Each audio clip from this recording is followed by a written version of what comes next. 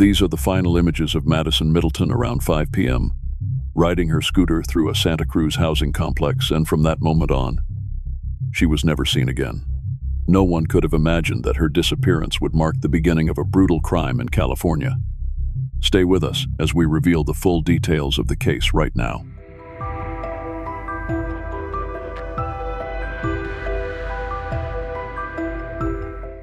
A catastrophic event unfolded at 8 p.m. on the 27th of July, like a stone cast into a still lake, sending ripples that never ceased. Maddie's body was found over a day after her disappearance, inside a bag placed in a recycling bin located in the garage of a tannery complex. Nearly 24 hours after she had last been seen, the investigation changed from a missing person case to a homicide. Residents were suddenly cleared from the building, and the area was sealed off. The autopsy conducted the following day confirmed the severity of the crime. Maddie's mouth had been covered with tape, and she had suffered both physical and sexual trauma. Strangulation and a stab wound were also noted, but ultimately, the official cause of death was determined to be positional asphyxiation due to how her body was left inside the recycling bin. The findings left investigators and the community stunned at the level of harm inflicted. 8-year-old Madison Middleton, known affectionately as Maddie, lived with her mother, Laura. She was an only child, and together with her father, Michael, the three formed a tight-knit family unit. They lived at the Tannery Arts Center apartment complex, a unique and welcoming space that offered affordable housing to both families and artists. The community was built on creativity, collaboration, and support. An environment where residents not only lived but also made art and raised their children together. Within this artistic setting, Maddie truly thrived. The entire complex was close. Families often spent time creating together, and children gathered regularly in the central courtyard to play games and run around. For a child like Maddie, who adored anything artistic, it was the ideal place to grow up. She spent hours painting miniature toy animals and inventing characters and stories to go with them. Maddie also loved to sing, dance, and draw. Her mother described her as generous, compassionate, and deeply intuitive, always willing to support or comfort someone in need. She had a bright, curious mind and a constant smile. Everyone at the complex knew her as Chatty Maddie, always ready to strike up a conversation and make a new friend. She was cheerful, sociable, and had an infectious energy that brought joy to those around her. On Sunday, the 26th of July, Maddie was enjoying the last hours of her weekend. Her friend Takim had come over and was playing a board game with Maddie's mom, Laura. Maddie was waiting for the game to end and decided to take advantage of the time by going outside to ride her new scooter. She had received the scooter just days before and was eager to try it out in the courtyard before it got dark. At around 4 p.m., she was seen by several neighbors happily riding her scooter. Over the next hour, she continued to be spotted occasionally as she rode around, stopping briefly to talk with other children. At 5:07 p.m., she was seen near the complex's mailboxes. That was the last time anyone saw her. Laura assumed Maddie had joined another friend and began checking around. But as more and more neighbors said no, the panic began to rise. Maddie had vanished. She was nowhere. Officers arrived quickly at the Tannery Arts Center and began their search without delay. Maddie's disappearance was immediately treated as highly unusual. Her family made it clear that while Maddie was outgoing and independent, she also understood boundaries. She never wandered far, never spoke to strangers, and always knew where she was allowed to be. This wasn't something she would just do, vanish without explanation. Yet despite the circumstances, police did not issue an Amber Alert, explaining that the case did not meet the specific criteria for activation. An Amber Alert is a national emergency system used to quickly broadcast information about a missing or abducted child believed to be in immediate danger. Maddie's family continued speaking to officers, pleading for answers, and describing what she had been wearing and doing at the time she disappeared. Her mother, clearly distressed, explained to reporters that Maddie had been riding her brand new white Razor scooter while wearing a black helmet and a purple dress. She had been happily looping around the courtyard, full of joy just before she vanished. When asked if they had checked with friends, Maddie's family confirmed that they had spoken to everyone they could think of. They had knocked on every single door within the tannery complex. Law enforcement officers had gone door to door as well, and no one had seen her. Surveillance footage was reviewed, search parties were formed, and the entire area was scoured throughout the night. There were no signs of an adult friend or anyone Maddie might have known that could be responsible. Her mother insisted Maddie never left the property alone. She had always stayed within bounds, and she was exactly where she was supposed to be when she disappeared. When asked how she was coping, Maddie's mother could only describe the anguish of helplessness. "I've already fallen apart," she said. "Now I'm just in survival mode." She admitted the situation felt unbearable, saying no parent should ever have to endure what she was going through. The silence left behind in Maddie's absence was overwhelming and terrifying. A large-scale search was quickly launched, involving the Santa Cruz Police Department, the Santa Cruz County Sheriff's Search and Rescue Team, and a trained canine unit. As daylight faded, no signs of Maddie had been found. By 11 a.m. the following morning, the FBI had joined the search with 50 agents going door to door, asking residents to inspect their garages, trash bins, yards, and sheds. Every corner of the Tannery Arts Center had already been thoroughly searched, so the effort now extended to areas beyond the complex. Santa Cruz police held a news conference announcing the expansion of the search area, which now covered 4.5 square miles. Additional resources were brought in by the FBI, while search crews in orange jackets fanned out across the surrounding neighborhoods. Their mission was clear: find any clue, any trace of 8-year-old Madison Middleton. She had last been seen around 5 p.m. the previous afternoon at the Tannery Arts Center. The urgency of the search intensified as time passed without answers. Neighbors quickly joined the search, deeply unsettled by Maddie's disappearance from such a familiar and closely connected environment. The shock rippled through the community, especially among families who regularly visited the Tannery Arts Center. Many learned about the case as they arrived for scheduled activities and were visibly shaken. Parents and residents alike were gripped by a mix of disbelief and rising concern, holding on to hope that she would soon be found safe and unharmed. The entire community was mobilized. Locals stayed out all night, combing the area and searching every possible hiding place. They checked abandoned tents, homeless camps, and wooded patches as far as Paradise Park. But despite their efforts, there were no signs of Maddie. A growing sense of helplessness spread among the volunteers. Each passing hour made the situation more heartbreaking. Police stated there was no evidence Maddie had been forcibly taken, so the case was initially treated as a missing person investigation. The incident did not meet the formal criteria for an abduction, and authorities focused on locating a lost child. That afternoon, officers began stopping cars entering the Tannery Arts Center parking lot, gathering any information or signs related to Maddie's disappearance. The number of tips quickly grew to over 1,000, reflecting the widespread concern and how deeply the case had resonated with the public. Hundreds of volunteers joined in, eager to help bring Maddie home. As investigators approached the 24-hour mark without answers, they made the decision to refocus their efforts inward. Given how little time had passed between Maddie's last confirmed sighting and her disappearance, they believed the explanation likely lay within the complex itself. A more targeted, intensive search of the buildings began. The strategy was clear: no space would be left unchecked. Forensic specialists arrived at the scene, and an autopsy was scheduled to determine the cause of death. Authorities emphasized that the situation was still evolving, and few concrete details were known at that stage. The discovery of Maddie's remains marked a tragic shift in the tone of the investigation, but officers quickly regrouped.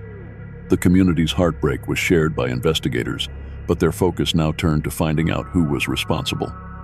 Soon after her body was found, police announced they had made an arrest. What had started as a hopeful search now carried the weight of unimaginable loss. In Santa Cruz, California, authorities confirmed that a 15-year-old male had been arrested in connection with the disappearance and death of 8-year-old Madison Middleton. What made the revelation more disturbing was the fact that the suspect lived within the same apartment complex, just one floor above the location where Maddie's body had been discovered. Residents were shaken by the idea that someone so young and so close could be involved in such a horrifying act. The arrest occurred after a detective conducted a second, more detailed sweep of the Tannery Arts Center property. During this search, The officer inspected a recycling bin located inside an enclosed area on the first-floor garage. Maddie's body was found inside the bin, concealed in a way that made detection difficult. The suspect was reportedly near the scene when the discovery was made and was taken into custody shortly afterward. He was transported to the Santa Cruz Police Department, where he was interviewed for several hours through the early morning. Investigators soon uncovered evidence that linked the teenager directly to Maddie's death. They stated that Maddie appeared to have been lured willingly into the suspect's apartment, where the crime occurred. Further findings confirmed that the act had been carried out by the suspect alone, without assistance from others. This development marked a tragic shift in the case and sent shockwaves throughout the community. Police emphasized the toll the case had taken on their department. Officers and detectives had worked for more than 36 hours straight, driven by the hope that Maddie would still be found alive. The confirmation of her death hit hard, not only for her family and neighbors but also for the law enforcement team. The emotional weight of the outcome was evident, and many involved in the investigation described it as deeply personal and devastating. The fact that the suspect was a familiar face, someone who lived just steps away from Maddie, only deepened the sense of betrayal and loss. The case that had begun as a hopeful search ended with a reality that no one had been prepared to face. At 9 p.m. on the 28th of July, the grieving Santa Cruz community gathered for a candlelight vigil to honor the life of Madison Middleton. The weight of her loss had cast a shadow over the town, and many residents described feeling numb in the aftermath. The emotional impact was intensified when officials revealed that the teenage suspect, previously unnamed due to his age, would be tried as an adult. With this decision, his identity was released to the public.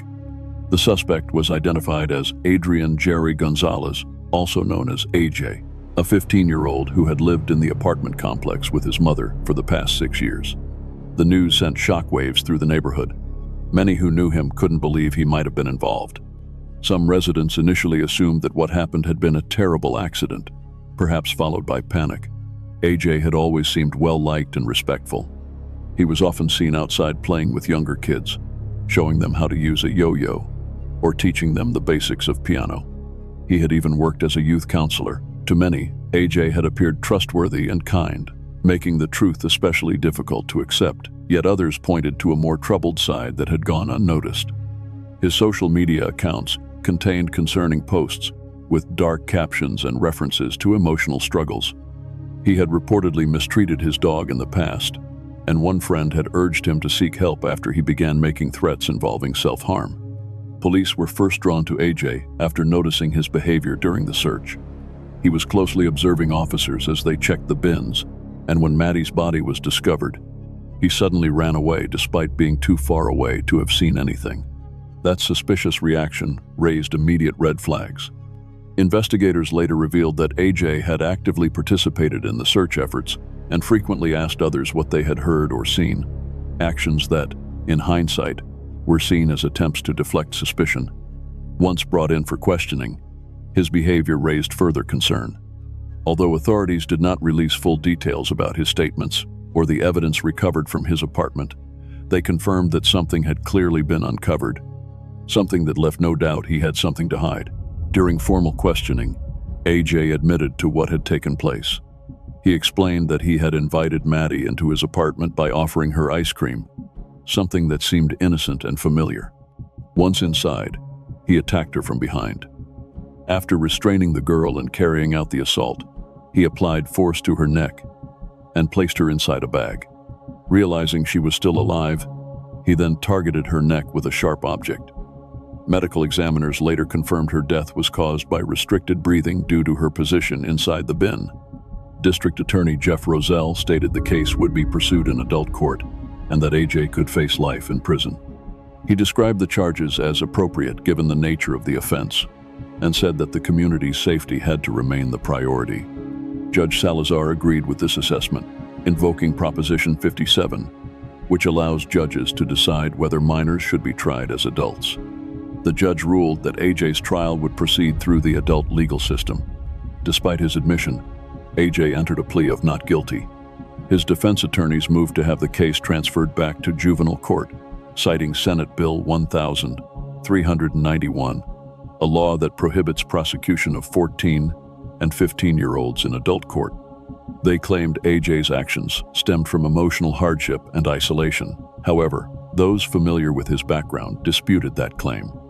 They described his mother, Reggie, as a devoted parent who had worked hard to overcome past struggles and provide a stable home.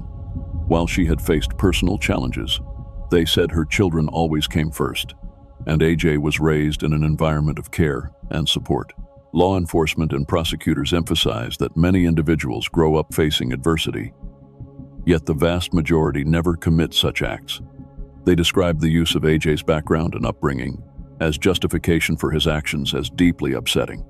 Thousands of people signed a petition asking that Senate Bill 1391 not apply to AJ's case. However, despite public opposition, the defense pursued appeals, and the California Supreme Court ultimately ruled that his case would be moved to juvenile court. The decision caused widespread reaction. Under SB 1391, which was passed in 2018, individuals aged 14 or 15 at the time of their alleged crimes cannot be tried in adult court. AJ was 15 when he committed the offense in 2015. For years, he had remained in the adult system at Santa Cruz County Jail, but the court's ruling shifted the legal course. Families close to Maddy Middleton expressed deep disappointment and said they were devastated by the outcome, believing the severity of the crime required a full adult sentence. Some, however, defended the court's decision. They argued that youth placed in juvenile facilities receive structured programming, support, and treatment that adult prisons lack. One advocate noted that the system should focus on rehabilitation, not lifelong punishment. AJ, they said, had responded well to structured environments. But those words brought little comfort to many in the community. The idea that such a violent act could result in just a few years of custody outraged the public. Judge Salazar, who had presided over the earlier proceedings, also voiced concern. He said that although he was bound by the law, allowing all 14 and 15-year-olds accused of serious crimes to remain in juvenile court posed risks to public safety. He stressed that not every youth could be safely rehabilitated. For many, the ruling was a reminder of how complex and emotionally charged juvenile justice reform could be, especially in cases that had left lasting scars on families and entire communities. In April 2021, Adrian Jerry Gonzalez changed his plea and accepted full responsibility for the crimes committed against Maddy Middleton. After more than 5 years of legal proceedings, he pleaded guilty to 6 felony charges, including kidnapping, sexual assault, and murder. The development brought a sense of resolution to a case that had deeply affected the Santa Cruz community and beyond. During the sentencing hearing, Gonzalez expressed remorse for his actions and acknowledged the harm caused. He conveyed that he wished to seek personal growth and rehabilitation, recognizing the irreversible consequences of his actions. His statement was intended as an attempt at accountability, though it could not undo the suffering experienced by Maddy's family. The courtroom response was somber, with emotions running deep among all those present. Maddy's father chose a path of inner peace in response to the loss, embracing forgiveness as a way to avoid being consumed by pain. He believed that holding on to anger would only bring further harm to himself and his family. Maddy's mother, however, continued to endure lasting trauma. She had developed severe emotional and psychological distress in the years following her daughter's death, which left her unable to return to work. The long-term effects of the tragedy underscored the profound toll it had taken.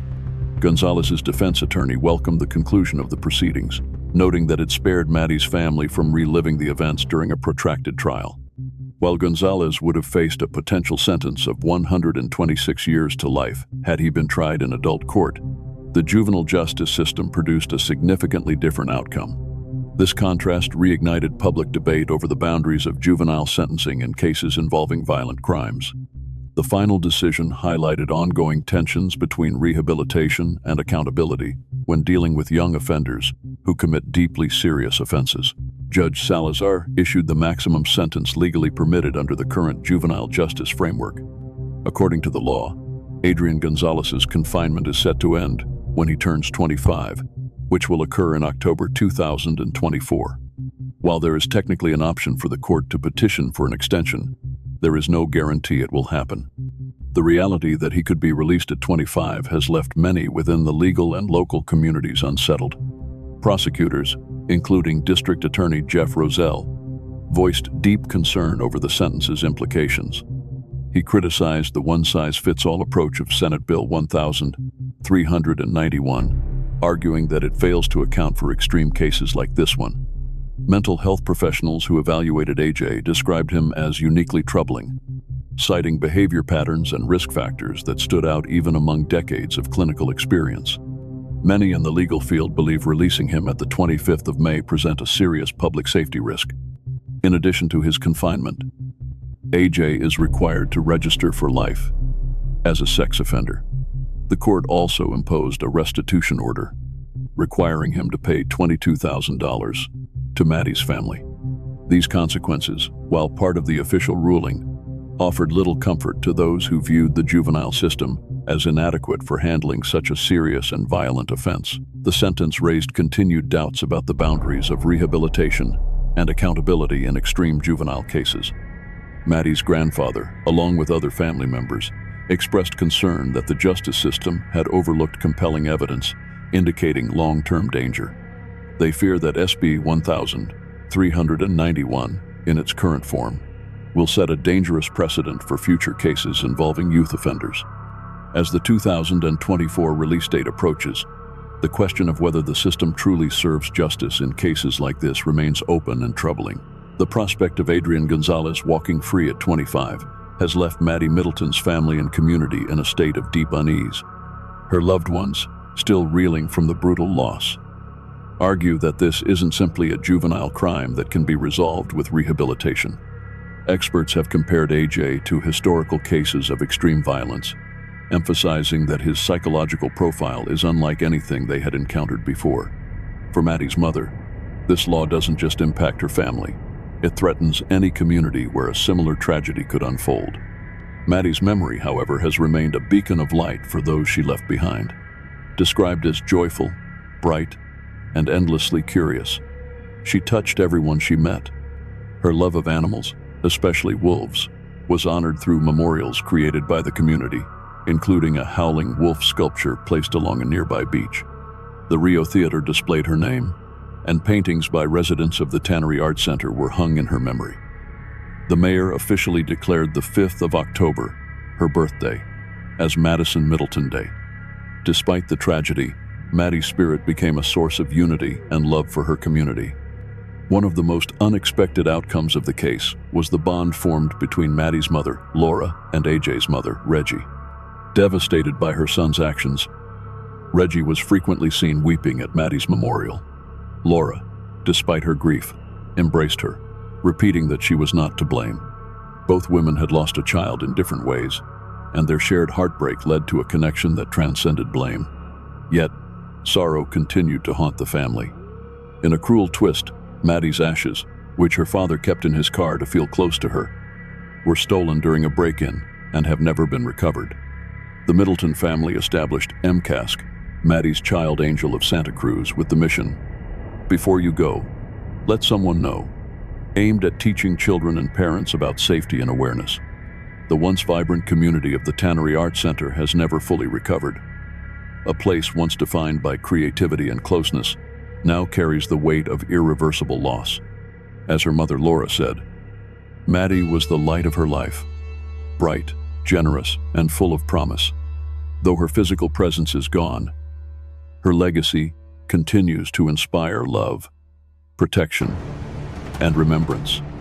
If Maddie's story moved you, help us honor her memory by liking this video, subscribing to the channel, and watching our other real-life stories. Together, we raise awareness, seek justice, and never forget the lives that deserved so much more.